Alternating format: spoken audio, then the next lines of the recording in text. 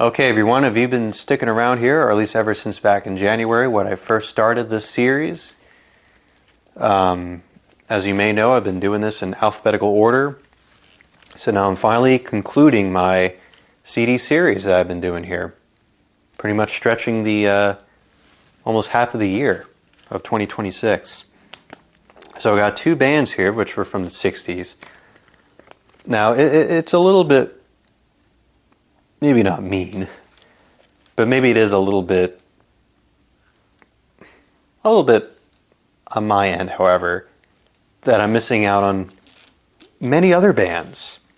I mean, maybe some of you are thinking that. You may be thinking, okay, you're covering the Beatles, you covered the Stones, you covered Bob Dylan, you covered, what was the other people I've covered on here. But anyways, really the main people that you always see on top favorite, big CDs, big albums from the band's discography and stuff like that. And even now that I've said the band I've had on here.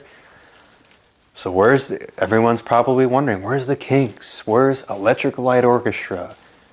Where's Yes? And that's the thing. I only choose just certain bands that really have really great albums. And of course, this band is no exception to the rule. That, of course, is The Who. Now, I don't have these on CD, but on this compilation here, The Best of The Who, actually has little pictures of their albums, which I know the one from David Bowie, the CD that has the little pictures of the albums and stuff. But of course, I chose two of their top-notch, I would say, albums that I've listened to so many times, back and forth, forwards and backwards, that will probably always be my favorite two albums from this band. And now, of course, I do like Tommy, and even some of their earlier albums, like A Quick One and The Who Sell Out. But I believe that these two albums are always going to be my favorite albums, regardless, from The Who. And of course, that being Who's Next, from 1971, almost 55 years ago, which is insane. Now, this album is absolutely just one of those albums from the first track, from Bargain, which is the opening track, all the way to Won't Get Fooled Again. And again, it's got just songs that are just going to always just be, that are never going to fade. It's always going to be in our daily lives, and commercials, and and even pop culture and stuff. Those songs are never going to fade. And Baba O'Reilly, and I even like the one song, the John Entwistle song, My Wife. And it's got Behind Blue Eyes, just one of those albums that is just always going to constantly be, that will always be probably one of the greatest albums ever made. And you can't blame for this one as well, Quadrophenia from 1973, just 2 years later, after 2 years after Who's Next. And again, just really just an absolutely and I know I'm going to be saying this a lot, just fantastic album. Stuff like Rain on Me, and I like Bella Boy too, which is really great. And I think for sure one of their incredible songs ever made from them, The Real Me, which is the big brass, which is just absolutely great. But yeah, Who's Next and Quadrophenia, just really great albums from The Who. And I don't really want to talk too much of length of those albums, but I believe The Who are definitely, again, right up there with the Stones and the Kinks.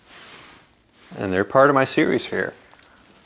So what is the last? Well, this is Z that's coming up here. what is the last band here, the last one to conclude the whole favorite CD series? Well, I have it right here in my hands, which I just bought actually a couple days ago. I ordered it, I believe around Thursday, or maybe it was Wednesday, Thursday I ordered it, and it got delivered, I believe, yesterday or Friday. Now, this is one band. This is one band that absolutely needs to be recognized, rather if you know the hits or not.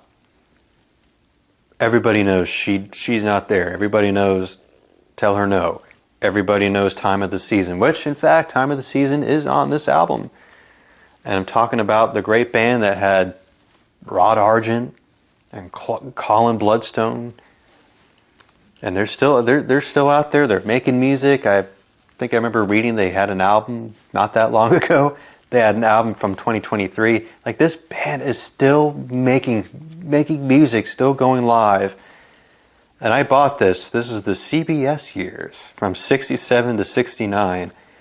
And that, of course, this is like the legendary album. Like, I see a lot of people having this on their list. And it's right up there with some of the great albums of the 60s, like Sgt. Pepper and the Doors' debut album, and even Who's Next, which I just covered, which I covered. And even Jimi Hendrix, Are You Experienced? And no missing a lot of great other albums from the 60s. Or even Safe as Milk by Captain Beefheart. Or Mamas and Papa's first album. This is definitely ranked, I believe, as maybe one of the, I would say, top, either 10 or 5, however, probably one of the greatest albums of the 60s. That being Odyssey and Oracle. Now, this is great. It's got not just the CD, not only that it has the mono version of Odyssey and Oracle and the stereo version of it, but also features their unreleased album, which I've heard about, called R.I.P., which definitely sounds a lot like Odyssey and Oracle. But man, what an album. This is definitely one of those absolutely not forgotten, but I would say probably back then this was forgotten.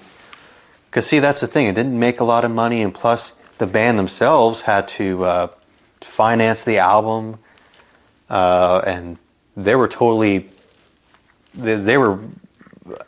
right after the album's, right at the year of 68, when the album came out, that was when the band disbanded. You can see it was recorded in the late summer of 67. So, and this was when the band were really in dire straits, basically. You know, they couldn't really handle being a band anymore.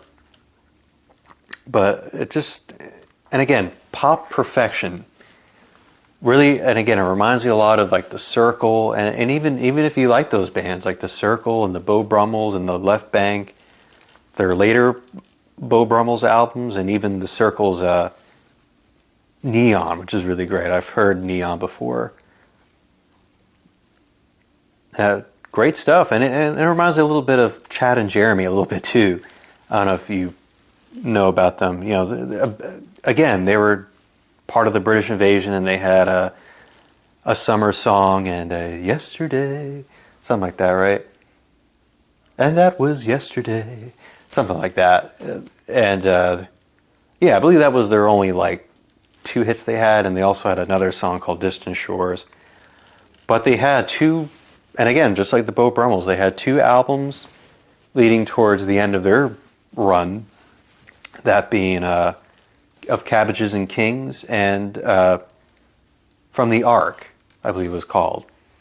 So definitely a lot of the elements of those really reminds me of Odyssey and Oracle, or if you really like that. You know, it's got Baroque, it's got sunshine pop, it's even got jazzy, very off left key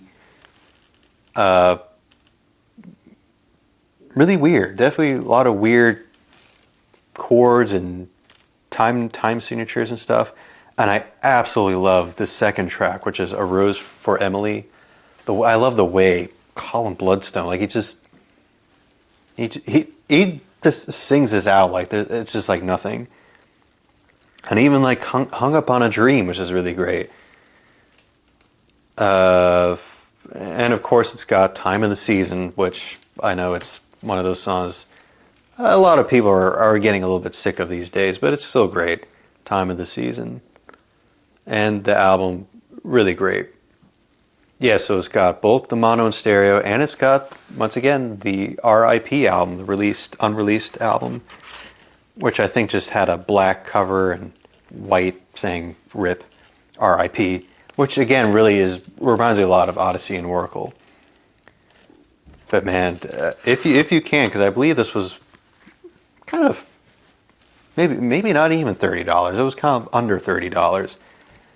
But if you really like Odyssey and Oracle, and of course you want that unreleased album, R.I.P., this is definitely worth spending for sure. This set here, which was from 2011. So can't believe that, 15 years ago. But yeah, but there you have it. Odyssey and Oracle, the Zombies. That's where I conclude my top favorite CDs series here. So hopefully I will get back, hopefully soon. I'm doing more maybe reviews, or maybe doing one of those Is This Album Worth It? I was thinking of even going back to doing going back to doing some live, covering the live albums from Bob Dylan. But I don't know, maybe I'll have to play that by ear. But anyways, folks, I'm so glad I'm back here. I know I've been kind of gone, a couple of months here that I've been gone here. But yeah, I'm back and I'm ready to make more videos here. I'm so glad this ended, this whole Top Favorite CDs series, and I hope you've been enjoying it. You've been on the ride here since the beginning of the year when I first did this. And yeah, I hope you really enjoyed all my CDs that I've had here. But anyways, folks, I hope you enjoy this and this series, and I'll see you later. Okay, folks, take care and bye-bye.